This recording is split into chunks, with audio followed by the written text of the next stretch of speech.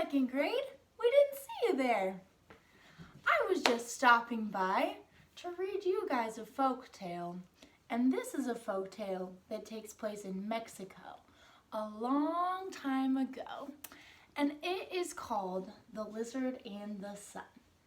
And since it takes place in Mexico, you could also say it in Spanish, La lagartija y el sol. This is the next folk tale we're going to be studying, and so I thought that I would read it to you.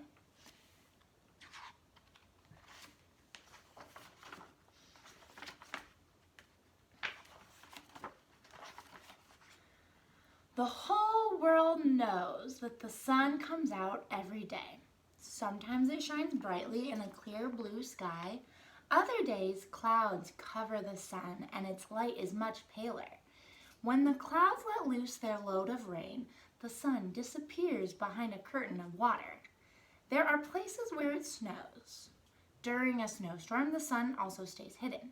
But even when clouds, rain, or snow hide the sun, we know that it's still there. The story I'm going to tell you happened a long time ago when the sun had really disappeared.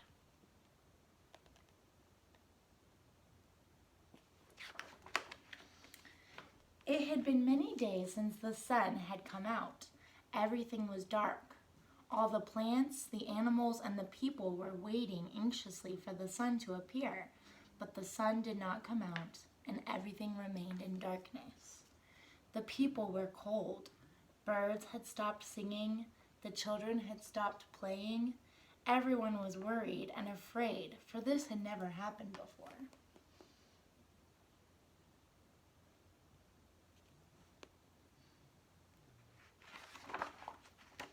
The animals decided to go out in search of the sun. The fish and the turtles looked in the rivers and lakes, but the sun was not there. The green frogs and the wide-mouthed toads looked through all the puddles, but the sun was not there. The deer and the squirrels searched through the forests, but the sun was not there. The rabbits and the hares searched through the fields. The jaguar searched through the green jungle where he lives, but the sun was nowhere to be found.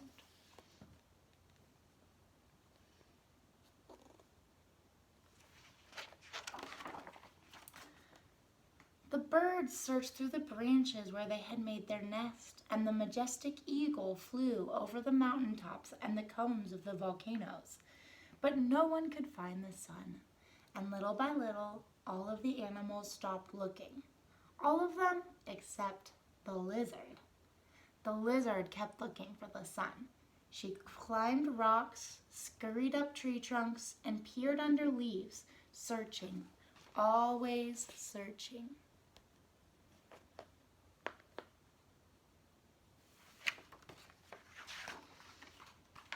Finally, one day, she saw something very strange. She was scampering over some rocks when she saw that one of them was shining as though it had a light inside. The lizard had seen many rocks in her life. She had seen rocks that were smooth and polished, and rocks that were rough and sharp. She had seen shiny gray rocks and dull dark ones, but she had never seen a rock that shone as much as this one did. It shone so brightly that it seemed to glow. So with great excitement, the lizard ran off to the city to share her discovery.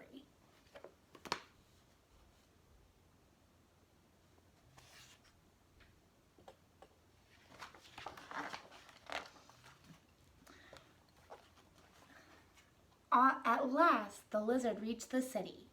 Even though there had been no sunlight for many days. Sorry, Wendell's eating my plants. Wendell! Sorry. Even though there had been no sunlight for many days, the people had kept on working. The barges floated softly on the waters of the lagoon, laden with fruits and flowers. In the enormous marketplace, the vendors had laid out their wares on beautiful woven blankets.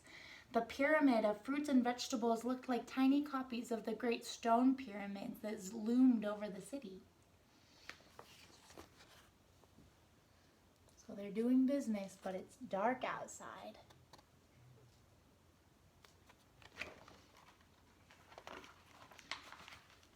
But without the sun's light, no one could see the brilliant colors of the peppers or the tomatoes, the beautiful deep colors of the blankets and shawls. Instead, the flickering torches that lit the marketplace cast deep shadows. And instead of the cheerful bustle of people buying and selling and having a good time, there was a low murmur of worried voices wondering how long this endless night would last.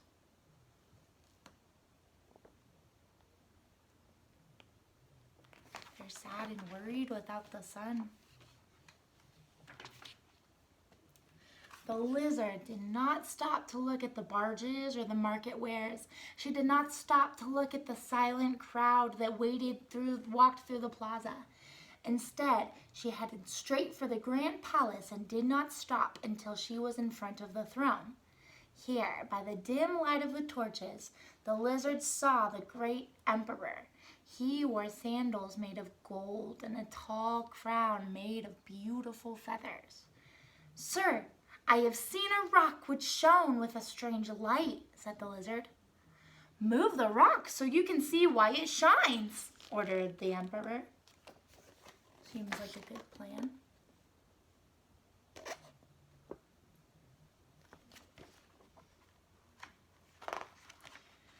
The lizard did what the emperor had commanded. She returned to where the rock lay and tried to move it. She tried to push it with her 2 front legs and then with her 2 back legs, but the rock did not move. At last, the lizard pushed the rock with her whole body, but the rock would not budge.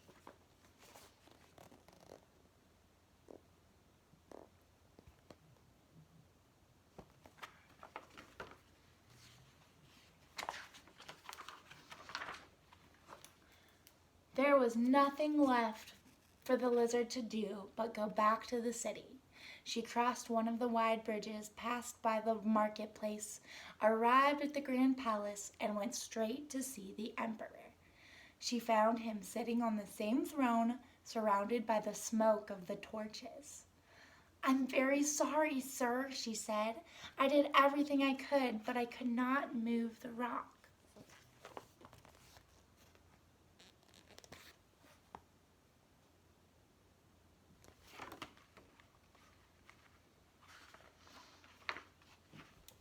The emperor wanted very much to see this glowing rock, so he decided to go back with the lizard. But first he called for the woodpecker. "I want you to come with us," the emperor said to the woodpecker. So the 3 of them, the emperor, the lizard, and the woodpecker, went to see the glowing rock. A woodpecker is a bird. Do you see the bird?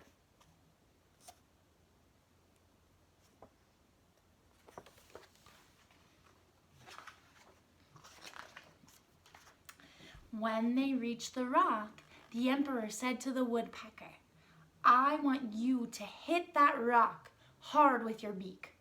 The woodpecker obeyed the emperor. He gave the rock a sharp peck with his beak, and the rock split open. And inside the rock was the sun, curled up and fast asleep.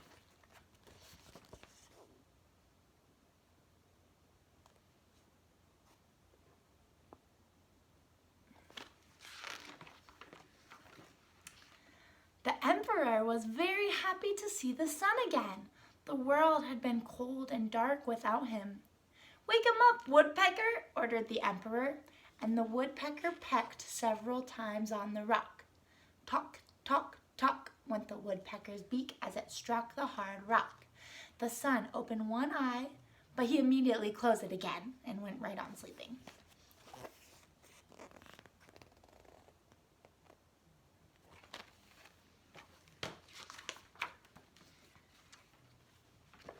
"Wake up, son," said the lizard.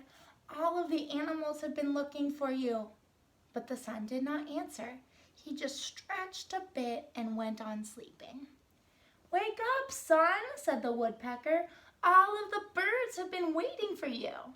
But the sun yawned an enormous yawn and kept on sleeping.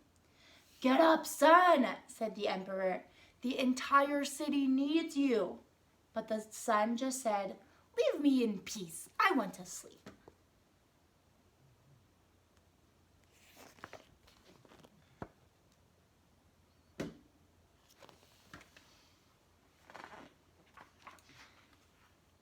emperor knew that he had to do something. Without the sun, the plants could not grow and his people would not have any food to eat. Without the sun, children could not go out to play, the birds would not come out to sing, and the flowers would not bloom.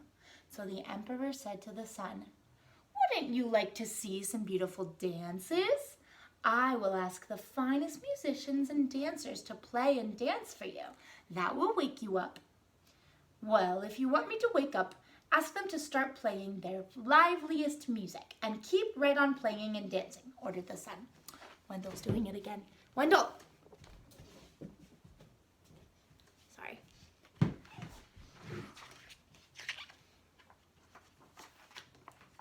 So the emperor called for the finest dancers and musicians. The dancers, oh, did I show you last picture? Here's the picture. Sorry.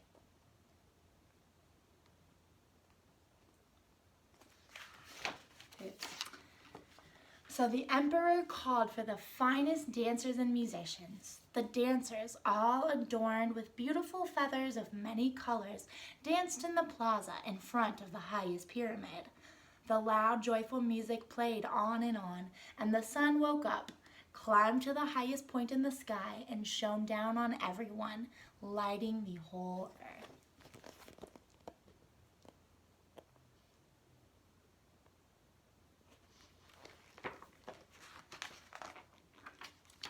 The emperor called for the emerald-colored lizard.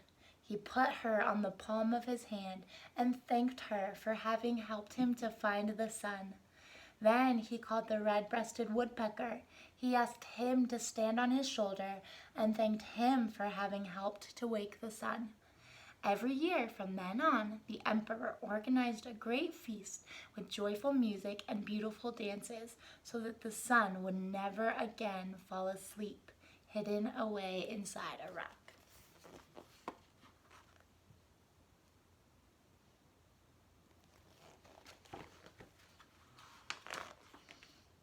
And since that day, all lizards love to lie in the sun. They like to remember the day when one of their own found the sun's hiding place and helped bring him back to give light and warmth to everyone.